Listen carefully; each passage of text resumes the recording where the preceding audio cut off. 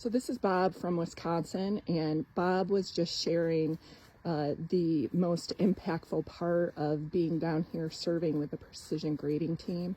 Bob, would you care to share with our community? Sure. The biggest question I get asked is, what brought you here? And I look at it as I prayed for 2 weeks before I eventually got here for God to lead me to some place to help.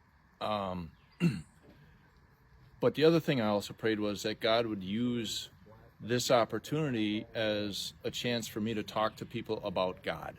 And that's one of the biggest things that I've gotten from this whole experience is running equipment, meeting people, hearing the devastating stories. And when you think it's bad in your own life, somebody's always got it worse. And it's pretty devastating what so many stories I've heard people have gone through. And in addition to praying to come down here, once I got down here, I was praying that God use this opportunity for me to talk to people about Him. So the biggest thing that I've found that God's given me this ability to do is when people ask, what brought you here from Wisconsin? I start out by saying 2 weeks of praying, and then God led me to precision grading and Jake and all the wonderful people around him.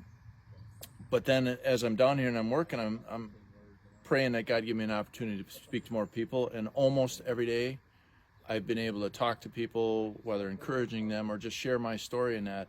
And the other thing that I realized too is in my lifetime, I've never heard God talk in a booming voice and saying, go do this, go to North Carolina and all this and that.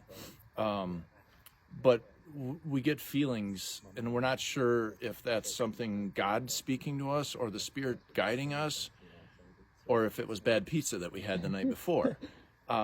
So that's where the 2 weeks of praying came in. And then as I came down here, I was told by one of my pastors, don't come unless you have a contact. And I hadn't talked to Jake, so that was what got me to come.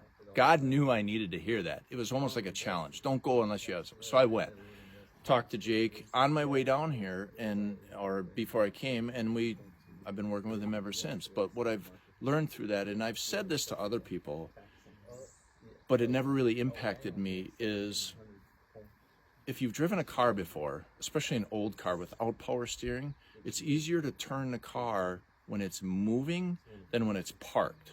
So that's the way I look at God. Gives us sometimes direction, but we may not know where we're going. So I look at it as a car. Sometimes I need to put the car in drive, literally to come to North Carolina, not knowing where I'm going, but God will steer me in the right direction as I go.